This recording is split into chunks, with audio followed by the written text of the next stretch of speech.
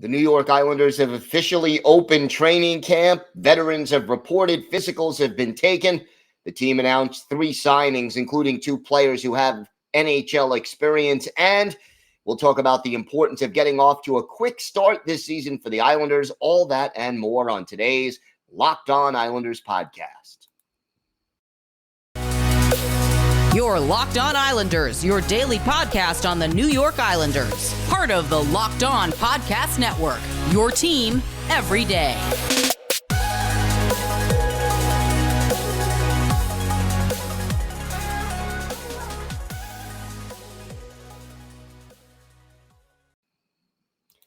And welcome, everybody, to the Thursday edition of the Locked On Islanders podcast. Gil Martin, so glad you could join us today and be part of the Locked On Islanders family. And thank you for making Locked On Islanders your first listen every day. We are free and available on all platforms. We've got a lot to discuss on today's show. Training camp has opened for veterans as well as rookies, so that is now officially underway.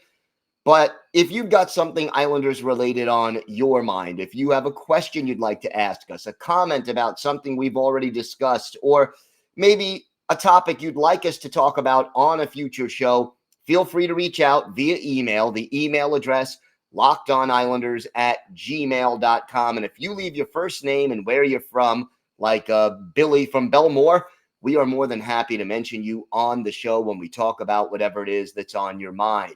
You could also follow the show on Twitter at Locked On Isles, and you could follow me, Gil Martin, on Twitter at Ice Wars, NYRVSNYI. We'll keep you up to date on all the latest news, notes, and happenings concerning your New York Islanders throughout training camp, into the preseason, and once the season gets underway. We're here every Monday through Friday, wherever you get podcasts, and of course on YouTube. So subscribe now and never miss an episode. So the Islanders open training camp, and that is really good news as far as I'm concerned.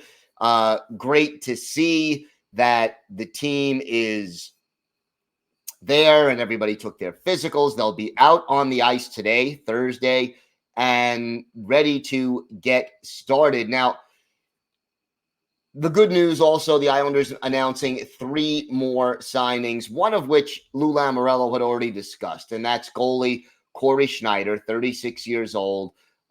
Played the 1 game with the Islanders last year, late in the season. I believe it was April 3rd. But Lou Lamoriello already basically said that Schneider will be down in Bridgeport and giving the team some experience at the AHL level, be able to mentor Jakub Skarek and maybe some of the other players as well. And if the Islanders need Schneider in a pinch, the 36-year-old veteran who used to play with the Devils and the Canucks can come up and basically give them a game or 2. They all signed Schneider to a 1-year deal. They also signed defenseman Parker Wotherspoon to a 1-year contract. Wotherspoon, 25 years old. Had 3 goals, 21 assists in 57 games, all with Bridgeport, and essentially led all Bridgeport Islanders defensemen with those 24 points. Also added 1 assist in 6 playoff games with Bridgeport. Now, Wotherspoon, a 4th-round pick of the Islanders back in 2015. He's 25 years old.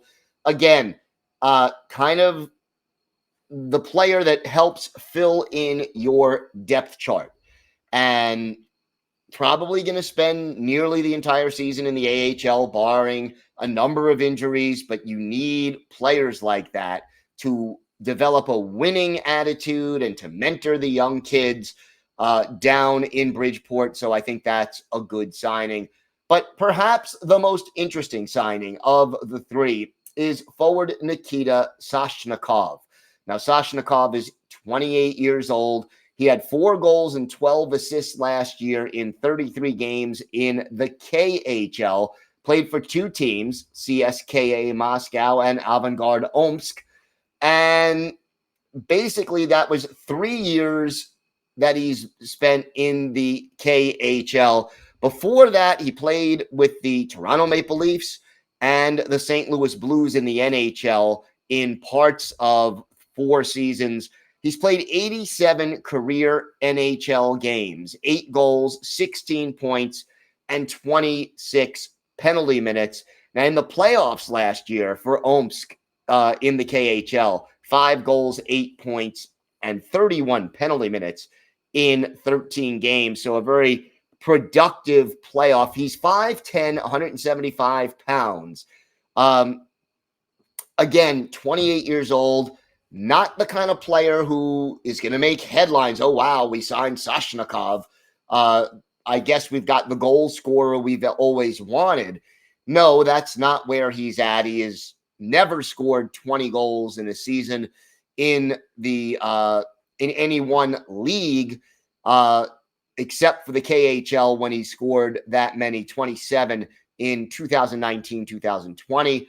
But he's an experienced professional, probably going to play down in Bridgeport, can be called up in an emergency. He's predominantly a left-handed shooting right wing. So he plays the off wing and can probably play left wing in a pinch if you need him, but gives the Islanders some more depth, organizationally speaking, at the forward position. And I think that is a positive thing for the New York Islanders. Now, a couple of things.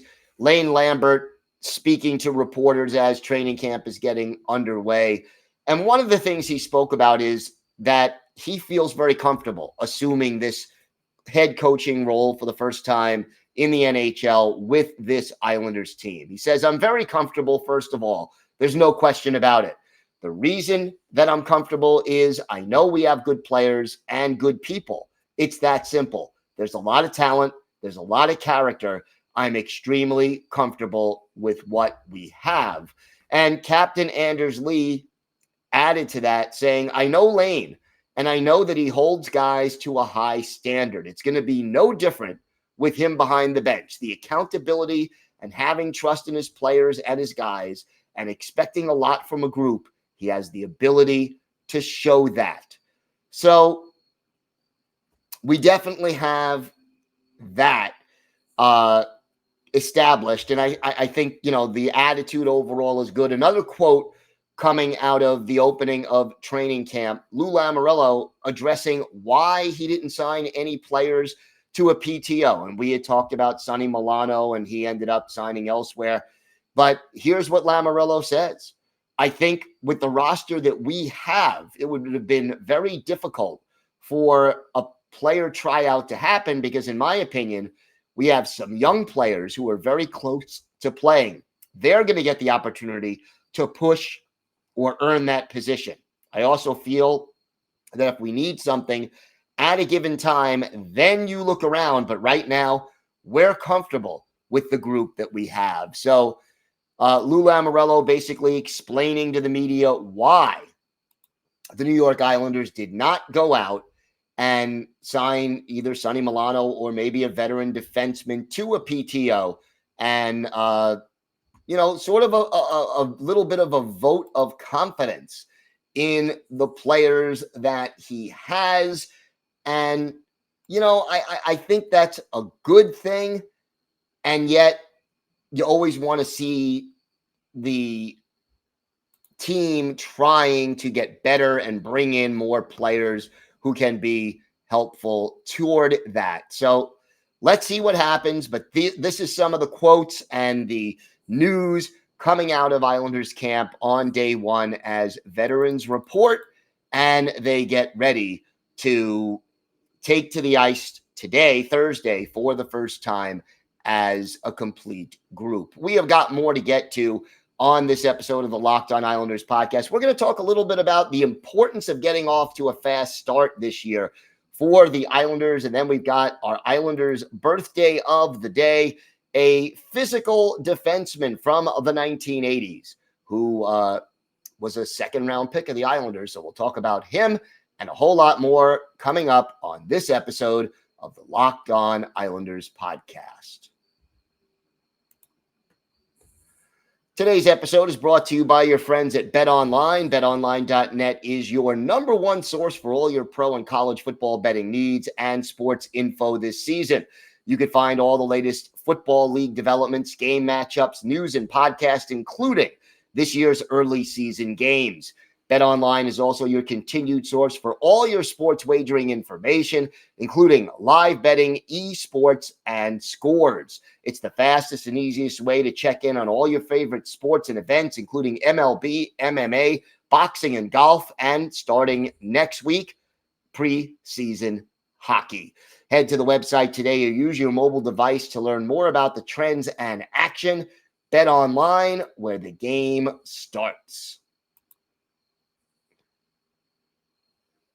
So let's talk a little bit about the importance for the New York Islanders of getting off to a fast start, because realistically speaking, last season, the Islanders did not get off to a fast start. They opened the season with that 13-game road trip, and they were doing really okay on that road trip through the first 7 games or so, and then COVID hit and all heck broke loose, and essentially, the season fell apart. And I guess part of the problem was that once you fall behind, when you go on a long winless streak like the Islanders did last year, where you're getting, in 12 games, you're getting 3 points, it is almost impossible to make up that kind of ground unless you go on, one of those like 10-1-1 runs to sort of counteract I think it was 0-8-3 that the Islanders actually went on in an 11-game stretch last season. So it is going to be important for this team to find a way to get off to a stronger and better start this year. And I think it's even more important this year because you're looking at a new coach. You get off to a slow start with a veteran coach like Barry Trotz. I think there's a certain amount of comfort there. Like, okay, Barry Trotz has been there. He's done that. And, we've gone to the conference final, for example, in back-to-back years with Barry Trotz. We are confident that, he can press the right buttons and get us back on track. But when you're dealing with a rookie head coach in Lane Lambert, even though Lambert has been with the Islanders for the last 4 years and has been an assistant coach for even longer, it's not the same as when he's the head coach. And, a rookie head coach, if the Islanders go on an 0-8-3 slump in October or early November, that's going to be difficult to overcome, I think, even more so than it was a year ago. And look, even under Barry Trotz, the Islanders couldn't quite get back into it. They made a little bit of a run in March and into early April, and then again, things sort of fell apart. So hopefully we get off to a better start. And I think there is some good news early. The Islanders open the season October 13th, so we are, about 3 weeks away, at home against Florida. In fact, the Islanders' first 4 games this year are at the UBS Arena. And that alone, I think, will be helpful. Now, they're going to face the Florida Panthers in the season opener. And the Panthers are not an easy team. They won the President's Trophy last year, but a lot of change in Florida since last year. A lot of trades, a lot of turnover. So catching the Panthers early in the season when they're still adjusting to a new coach and a lot of roster turnover, you're probably catching them at the right time, catching them on opening day. And then the other 3 games of that early season homestand, you have Anaheim on the 15th of October, San Jose on the 18th, and then the Devils on October 20th. Now, Anaheim and San Jose, first of all, you have the advantage that these are West Coast teams making the long trip to the East Coast. Their body clocks are a little bit off because of the 3-hour time difference. So, these games are starting at 7:30 Eastern time. It's going to be like a 4:30 in the afternoon game to the body clocks of the players in Anaheim and San Jose. And both the Ducks and the Sharks, both of them have some talented players. No doubt about that. I mean, Zegras, we've seen all the highlight reel plays that he's made, but there are also teams that are in a rebuilding phase. And then you go from, a reorganizing Florida Panthers team, two West Coast teams in different stages of rebuilding heading east, and then a New Jersey Devils team that, yes, has a lot of very good young talent on their roster, but also a team sort of in transition. Have they taken that next step yet? They've added some talented players, but they didn't make the playoffs last year. They finished below the Islanders in the standings last year. And again, if the Islanders can even just go 2-1-1, let's say, in those 4 games, it's a good start. You then it gets a little tougher after that. You go at Tampa Bay, at Florida, back home to play the Rangers in the big rivalry game, and then at Carolina and home for Colorado. So those first 4 games at home, you really want to get at least 5 points out of those games. 6 would be fantastic, and anything more than that, and you're sitting very pretty.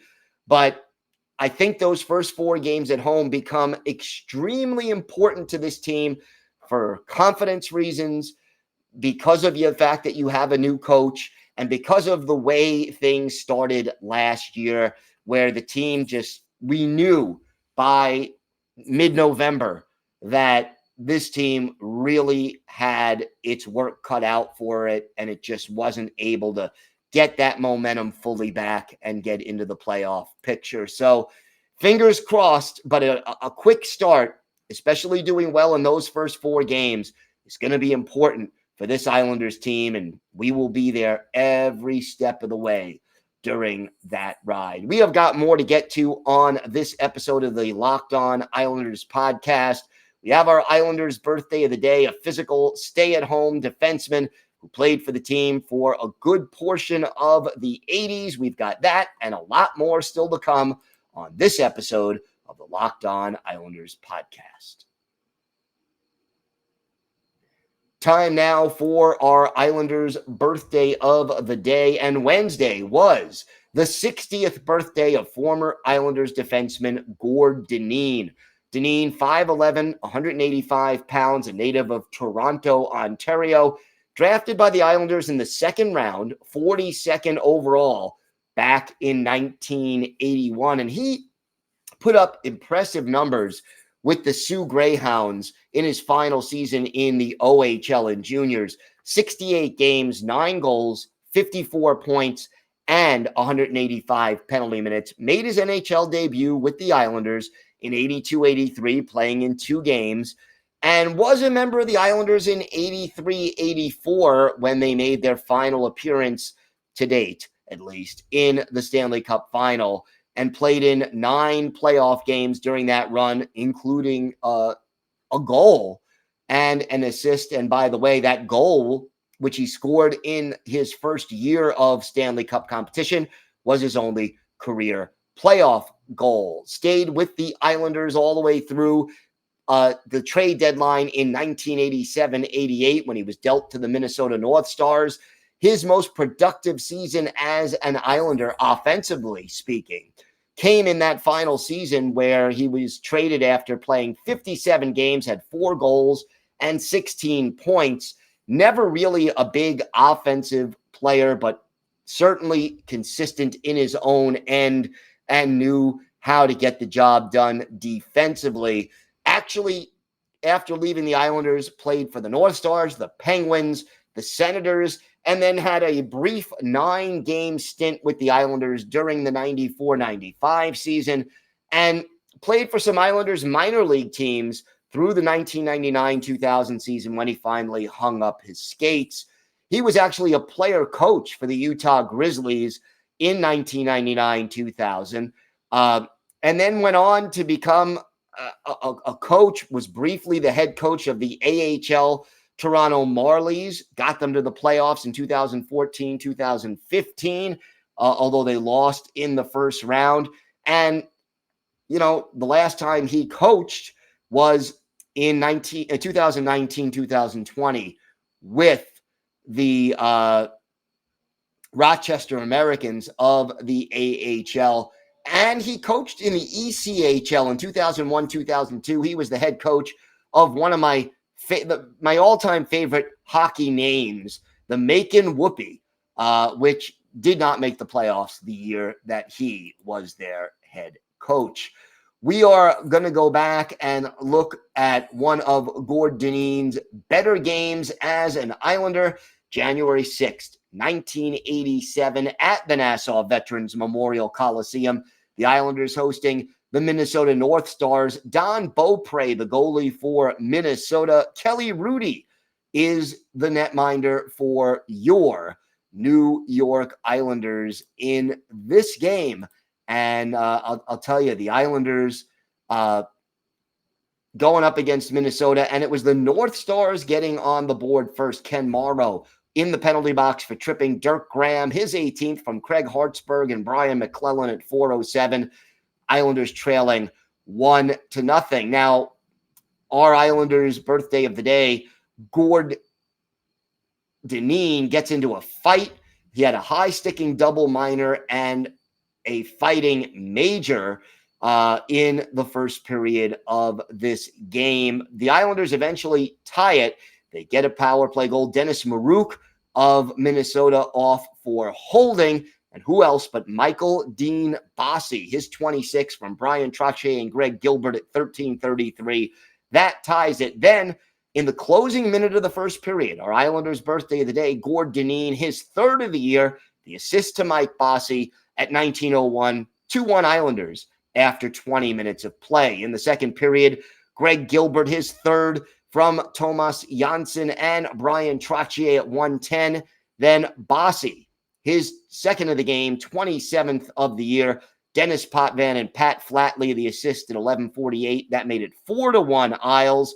But the North Stars get closer. They pulled to within 2 on a goal by Brian Lawton, his 10th, from Frank Musial and Yari Grandstrand. But late in the second period, the Islanders go back on the power play, and they take advantage. It's Brian Trottier, his 14th, Mike Bossy, and Dennis Potvin with the assist at 19:24. Islanders up by a 5-2 margin in the third, just one goal. Keith Acton scoring for Minnesota to make it a 5-3 game. Dirk Graham and Gordy Roberts with the assist. The Islanders win it 5-3. Kelly Rudy, 24 saves to earn the win. For Gordonin, our Islanders' birthday of the day, he has one goal. He is a +1, 9 penalty minutes, a fight, and the 2 minor penalties. He scores on his only shot on goal in this one, and the Islanders skate away with a physical 5-3 win. So again, happy 60th birthday to former Islanders defenseman Gordonin. He is our Islanders' birthday of the day. Gotta say, I am very, very happy that training camp is underway, that the Islanders veterans today will be back on the ice, and starting next week, we will get to see some real Islanders hockey being played. So lots to look forward to there, and some preseason games coming up next week, and we'll have it all for you covered right here on the Locked On Islanders podcast. Thanks again for making Locked On Islanders your first listen every day. Now make your second listen Locked On NHL. Locked On experts give you a daily 30-minute podcast on all things NHL all year long. You could stay up to date on everything in the hockey world. Locked On NHL, your daily 30-minute NHL podcast. We will be back tomorrow with more news and notes from Islanders training camp. So make sure you join us then and every weekday all throughout the season. I am Gil Martin. Have a great day, everybody. Stay safe. And of course, let's go Islanders.